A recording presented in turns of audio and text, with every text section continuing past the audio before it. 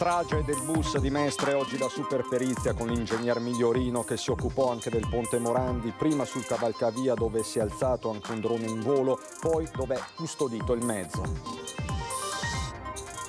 A Sospirolo nel Bellunese, SUV con a bordo mamma e figlia a centro, un cervo spuntato all'improvviso, la bambina all'ospedale in stato di shock.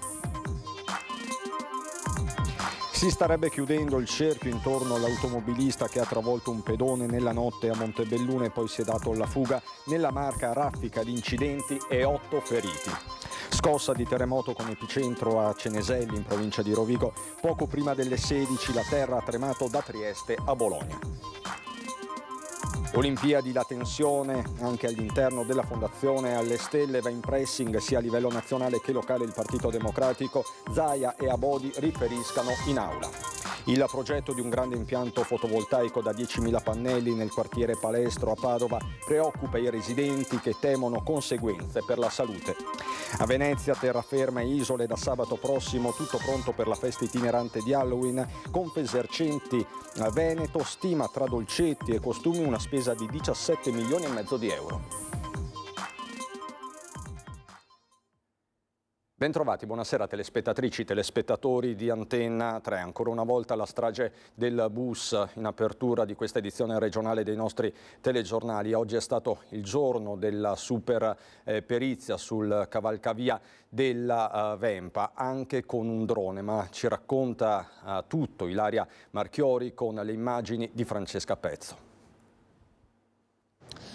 Cavalcavia chiuso al traffico per ore, oggi il giorno del super perito, l'ingegner Migliorino che vediamo proprio lì sul punto in cui la sera del 3 ottobre il pullman guidato da Rizzotto è precipitato di sotto. Quella di Migliorino, il funzionario del Ministero dei Trasporti definito il mastino per le analisi sullo stato del ponte Morandi, incaricato dalla Procura, è la perizia più attesa nelle indagini sulla strage del bus. Presenti la PM Laura Cameli, titolare del fascicolo, i periti delle parti civili, i legali e i periti di parte dei 3 indagati, l'amministratore delegato della linea, Fiorese, e i 2 dirigenti del comune di Bussolo e Cesaro. Al momento, come ribadito dal procuratore Cherchi, nessun altro è iscritto nel registro degli indagati. Per i rilievi e le misurazioni, Migliorino si è avvalso di un drone che è stato fatto sorvolare lungo il tratto da cui è precipitato il bus. Sono stati misurati poi ringhiere e guardrail, soprattutto i 27 punti toccati dal mezzo prima di precipitare. La viabilità sul cavalcavia è stata interrotta dalle 13 alle 16 come da ordinanza comunale. Una volta terminate le analisi sul cavalcavia verso le 16, l'ingegner Migliorino e i vari tecnici si sono spostati a esaminare il bus all'ex mercato ortofrutticolo di Via Torino a Mestre, dove era stato portato all'indomani dell'incidente. Qui sono state scattate numerose fotografie. Il 9 novembre è in programma la seconda parte di verifiche. Intanto si attendono anche gli esiti delle varie perizie e dell'autopsia eseguita sul corpo di Rizzotto. I primi accertamenti non hanno riscontrato anomalie, per questo si attendono gli esami più approfonditi eseguiti sul cuore dell'autista quarantenne. Rimaniamo sulle strade del Veneto, ci spostiamo nel Bellunese, nella zona di Sospirolo, altro incidente con fauna selvatica, una tragedia sfiorata, una bimba sotto shock. Sono passati solo 7 giorni dal terribile incidente stradale in cui è stato coinvolto un ungulato e che è costato la vita al 35enne Manuel Favaro, e la cronaca ha rischiato di ripetersi nuovamente questa mattina. Attorno alle 8, infatti, nel tratto della strada provinciale 2 che collega la frazione di Oregna alla statale 50 in comune di Sospirolo nel Bellunese, un cervo è spuntato all'improvviso dal ciglio della strada speronando un SUV che stava transitando con a bordo padre e figlia. La vettura è quindi uscita pericolosamente di strada ed è finita sull'adiacente campo agricolo, per fortuna senza conseguenze gravi per chi era a bordo, mentre il cervo è deceduto. La bambina, visibilmente sotto shock, è stata trasportata dai tecnici del SUEM all'ospedale Santa Maria del Prato di Feltre per accertamenti. Sul posto i vigili del fuoco che hanno messo in sicurezza l'autovettura, mentre i carabinieri forestali e la polizia provinciale si occupavano della rimozione della carcassa dell'ungulato, e alle 9:30 il traffico è potuto riprendere regolarmente. Raffica di incidenti stradali e quindi anche di feriti nella Marca trevigiana. Si cerca anche un pirata della strada nella zona di Montebelluna. Le autorità competenti stanno svolgendo le loro indagini. Non escludo che il responsabile venga individuato entro breve. Potrebbe avere le ore contate il pirata della strada che ha investito un pedone lungo via Bassanese e poi si è allontanato senza fermarsi e prestare soccorso. L'incidente è avvenuto a Montebelluna poco prima delle 3 del mattino. La vettura ha travolto un 45enne residente a Bolzano che camminava a bordo strada assieme al fratello e un amico. Una strada questa già teatro pochi giorni fa del terribile schianto tra un furgone e una corriera MOM con 2 vittime. Il 45enne è stato soccorso dall'ambulanza del SUAM e ricoverato presso l'ospedale di Montebelluna. L'uomo non sarebbe in pericolo di vita. Le indagini a cura del nucleo radiomobile della compagnia di Montebelluna, l'amarezza del sindaco Adalberto Bordin. Ammesso che per le persone pecchino di senso civico, e questo sinceramente non me lo so spiegare, almeno abbiano il buon senso di pensare che esistono le telecamere. A pochi chilometri dal centro di Montebelluna, nei pressi di un incrocio, altro incidente fra 2 auto. Una persona è rimasta ferita ed è stata trasportata all'ospedale. Mi sono riguardato un po' di dati del primo semestre degli incidenti avvenuti nella Marca trevigiana. Sicuramente sono dati allarmanti, sono dati che fanno riflettere. Una nottata davvero difficile, numerosi gli incidenti accaduti nella Marca con 8 feriti complessivi tra Casier, Altivolo e Treviso e appunto Montebelluna. In via Oriole a Casier un'auto è finita fuori strada rovesciandosi su un fianco, feriti conducente e un passeggero. In via Mura ad Altivole altri 2 feriti nello schianto tra 2 mezzi, uno dei quali è finito fuori strada. A Porte a Calvi a Treviso a tarda ora una donna ha perso il controllo dell'auto finendo contro un albero e rimanendo ferita. A Ormelle infine scontro fra 2 auto, uno dei 2 guidatori è stato trasportato a Treviso, l'altro automobilista portato in ambulanza a Oderzo. La cronaca giudiziaria, il crack Veneto Banca, sono state chiuse formalmente le indagini preliminari del terzo filone, questa volta si parla di bancarotta fraudolenta.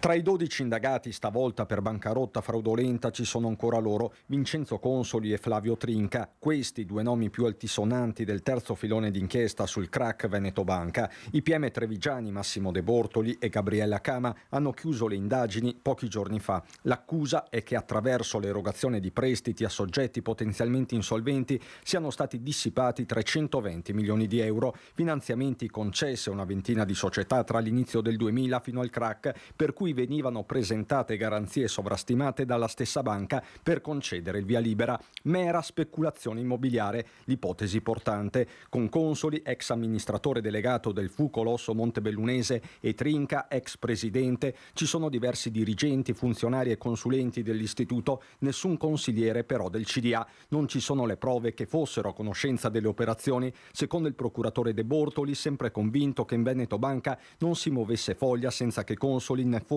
perlomeno informato, il famoso uomo solo o quasi al comando. Consoli finora è stato condannato a 3 anni per ostacolo alla vigilanza, mentre il processo che lo vede imputato per truffa si avvia verso la prescrizione. Le parti civili restano fiduciose. Io confido seriamente sulla possibilità che il primo troncone, quello a carico solo del solo ragionier Consoli, arrivi a sentenza definitiva prima della prescrizione. E analoga considerazione mi viene da fare per il processo penale a carico, dico, della società di revisione, in realtà imputata è il capo revisione, ma la società di revisione PwC è presente come responsabile civile. Ma si attende anche la declaratoria definitiva dello stato di insolvenza, procedura che lo stesso Fadalti rivendica e che di fatto è alla base dell'intero impianto accusatorio. Parliamoci chiaro, l'iniziativa è stata ed è stata soltanto nostra. Il pubblico ministero l'ha coltivata, ma l'abbiamo intrapresa noi, con una sorprendente opposizione dei commissari liquidatori. La pronuncia della Cassazione è attesa per fine novembre, con delle conseguenze pratiche. Se al 31 dicembre 2013 la banca era già insolvente, avrebbe dovuto fermarsi allora. Invece di proseguire l'attività, fare un aumento di capitale nel 2014 e approvare i bilanci successivi, ha voluto dire approvare bilanci ideologicamente falsi. Scossa di terremoto in provincia di Rovigo nel pomeriggio intorno alle 15:45. Il sisma è stato avvertito anche nelle altre città del Veneto, in Emilia-Romagna. La scossa, secondo le prime stime, dovrebbe essere di magnitudo compresa tra 4 e 4,5. L'epicentro a Ceneselli. È quanto ha reso noto l'Istituto Nazionale di Geofisica, che sta monitorando la situazione. La sala operativa dei Vigili del Fuoco di Rovigo non ha ricevuto nessuna richiesta di soccorso. Qualche telefonata solo di persone che hanno comunicato di aver sentito la scossa. La sala operativa è presieduta dal comandante dei Vigili del Fuoco di Rovigo, Claudio Fortucci, che al momento esclude criticità. Rimaniamo in Polesine per un aggiornamento veloce. Ci sono 3 giovani rodigini tra i 18 e i 23 anni arrestati dai carabinieri in seguito alle indagini sull'esplosione con un ordigno artigianale in un condominio ad Adria il 31 marzo scorso, una vicenda che avevamo seguito, esplosione che provocò seri danni. Tra le accuse formulate anche quella di tentato omicidio plurimo con dolo. Secondo gli inquirenti i 3 hanno compiuto atti al fine di uccidere, facendo appunto deflagrare un ordigno composto da una miscela di tipo pirotecnico. Quindi fecero esplodere un ordigno in questo palazzo. 3 giovani sono stati per questo arrestati. Veniamo adesso all'emergenza, al nodo dei migranti. Prosegue l'emergenza anche in provincia di Belluno e dalla prefettura l'invito alle istituzioni a farsi avanti per trovare delle sistemazioni. Mi appello alla provincia, ai 61 comuni, alla diocesi, alla Croce Rossa, a tutte le cooperative del terzo settore, alla solidarietà dei privati cittadini, perché siamo alla ricerca anche di un locale nel quale collocare 30 brandine. Aiutateci, è la richiesta del prefetto di Belluno Mariano Savastano ad enti e istituzioni del territorio nel contesto della gestione dell'emergenza migranti.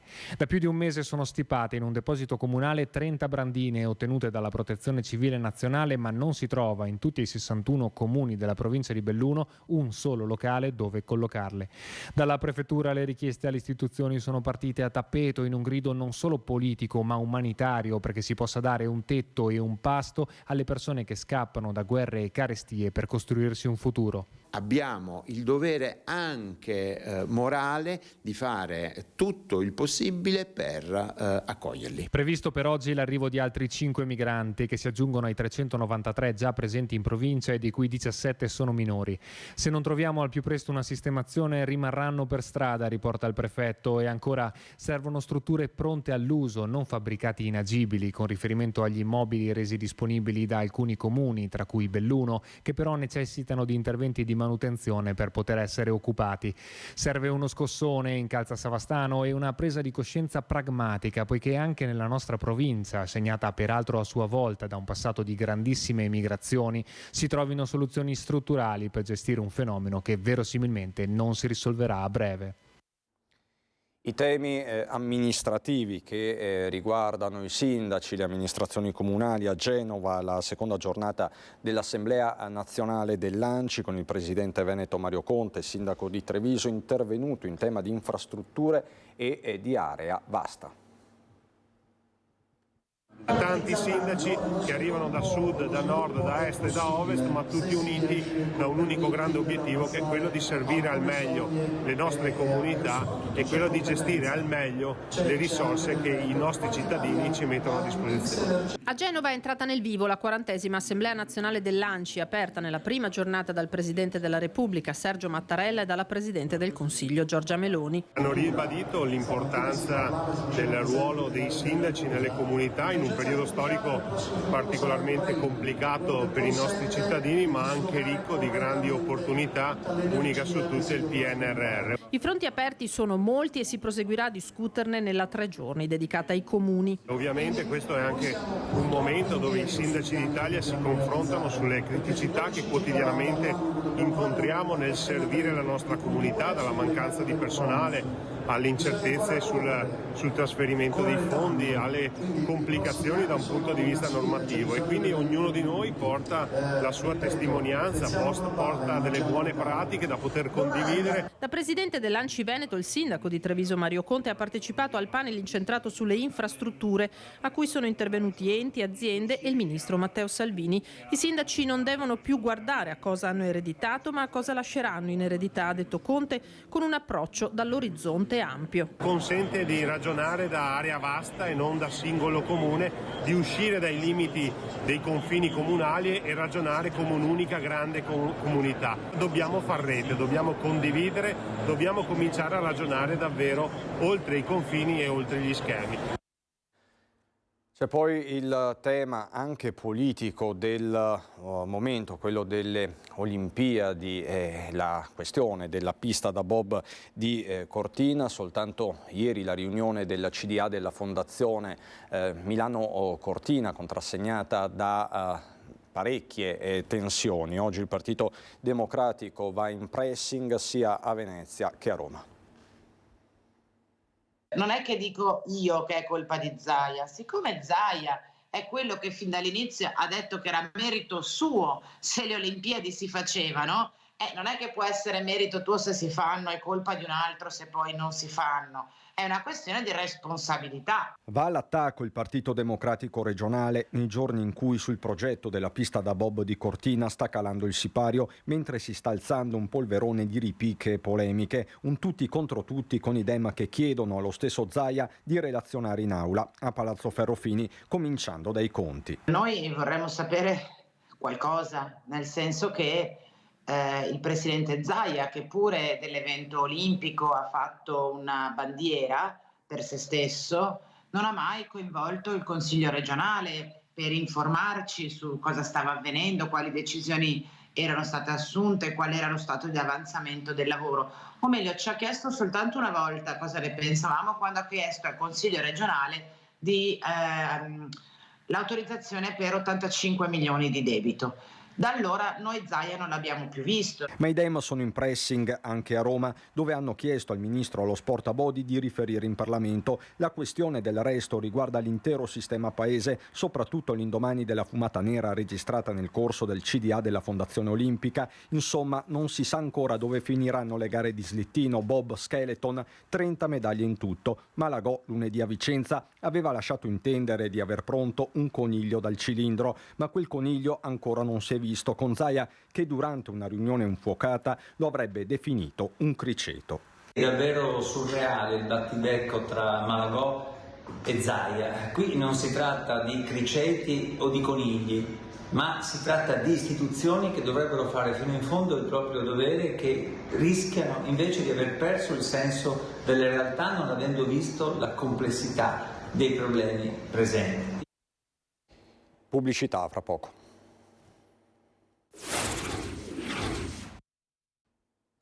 Di nuovo in diretta per andare a Padova e parlarvi di una protesta che sta montando. 10 ettari, 10.000 pannelli, potenza di 5 megawatt. Parliamo del progetto di un grande impianto fotovoltaico a terra che sta prendendo forma a Campomarte, nel quartiere Palestro di Padova, a poche centinaia di metri dalle mura. I lavori sono già partiti su un'area di proprietà della rete ferroviaria italiana. I residenti hanno fatto una ricerca e questo dovrebbe essere l'impianto nel tessuto urbano più grande d'Europa. E il comitato Palestro 30 e Lode scende in strada. Semplici cittadini, insegnanti, ricercatori universitari e molto altro. Preoccupati perché mancherebbe lo studio dell'impatto sulla salute e quello sulle isole di calore, perché questa è già una zona delle più calde a Padova ed d'estate l'impianto potrebbe provocare un ulteriore innalzamento della temperatura. Siamo venuti a sapere a fine settembre, con quello che è stato l'avvio degli abbattimenti di alcuni alberi, del progetto di Ferrovie dello Stato di costruire un parco fotovoltaico a terra di 5 megawatt. Siamo in un quartiere in cui il verde scarseggia, abbiamo 3,8 metri quadri per abitante nel quartiere Palestro di verde pubblico a fronte dei 15 previsti da normativa regionale, quindi quello che noi chiediamo è che si metta da parte il progetto del fotovoltaico e che venga realizzato un parco urbano, anche per mitigare quella che è un'isola di calore che alle nostre spalle è uno dei punti più caldi del quartiere. Il comitato, pur sapendo che il proprietario è Rete Ferroviaria Italiana, chiede al Comune di rispondere, di dare certezze e di prendersi la responsabilità di uno studio sulla salute. Come mai sono iniziati i lavori prima della effettiva esecutività dell'opera? Secondo il Comune, che attività ha messo in atto per il controllo del territorio? Se il progetto presentato da Ferrovie è completo di tutte le analisi sia ambientali sia della salute, relativamente alla salute pubblica della cosa. Il Comune, già poste queste domande 20 giorni fa con mail, non ha mai dato risposta. Vorremmo che il Comune valutasse l'impatto effettivo dell'impianto. Ora i residenti sono pronti a fare di tutto per fermare l'opera, si rivolgeranno agli avvocati e a suon di carte bollate proveranno a far interrompere i lavori. Tutto è pronto a Venezia e non solo per festeggiare Halloween. Assessore Mar, dolcetto o scherzetto? Dolcetto, si vede. Tutto pronto a Mestre, Venezia e Isole per la festa itinerante di Halloween. Da sabato 28 a martedì 31 tra zucchero, zucche, bancarelle, stand, animazioni, numeri di magia e maschere, il divertimento sarà alla portata di grandi e piccini. Le performance al via da sabato prossimo a Forte Marghera a Mestre. Con Fort Tenebra, organizzata da Venezia Comics, che durerà dalle 10 della mattina alle 8 della sera, quindi ci possono andare tutti e trovare il tempo di partecipare a workshop, essere coinvolti in laboratori, giochi di ruolo, ci saranno degli stand, gadget, cioè ci sarà la possibilità di fare festa. Quindi il 31 in Piazza Ferretto, Corte Legrenzi, via Palazzo. Per le solite sorprese per i bambini. Manifestazione a Marghera e anche in parrocchia a Carpenedo.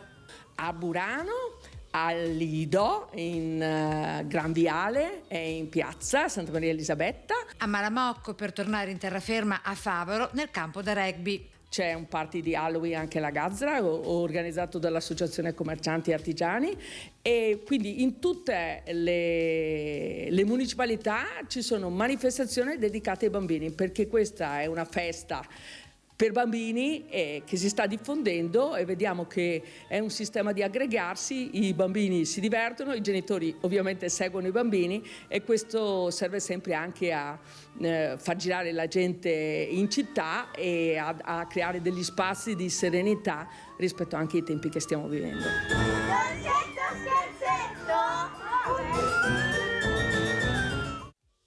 Vi lascio al meteo, buona serata.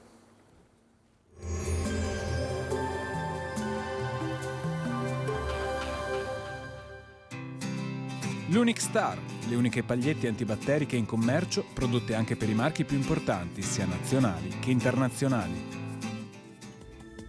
Bentrovati al meteo. Continua il via vai di perturbazioni sull'Italia, ancora maltempo e rischio di fenomeni intensi. Vediamo il dettaglio di giovedì 26 ottobre. Sul Veneto la giornata trascorrerà con un tempo inizialmente asciutto, tuttavia il cielo risulterà spesso nuvoloso. Precipitazioni dapprima assenti, dal pomeriggio sera, e ce lo mostra la grafica, rovesci più diffusi. Temperature stazionarie minime sugli 8-13 gradi, massime tra 17 e 21 gradi all'incirca. Spostiamoci ora sul Friuli Venezia Giulia. Cielo anche qui coperto con qualche sprazzo di sole inizialmente. Dal pomeriggio piogge e temporali che con il passare delle ore tenderanno a peggiorare e divenire intensi. Temperature minime tra 12 e 16 gradi, massime sui 18-21 gradi. Infine diamo uno sguardo alla situazione del Trentino Alto Adige, dove prevarranno le nubi con precipitazioni diffuse, soprattutto nella seconda parte della giornata. Temperature minime intorno agli 8-10 gradi, massime sui 20 all'incirca. Dal meteo di Antena 3 per ora è tutto, grazie per l'attenzione. Arrivederci.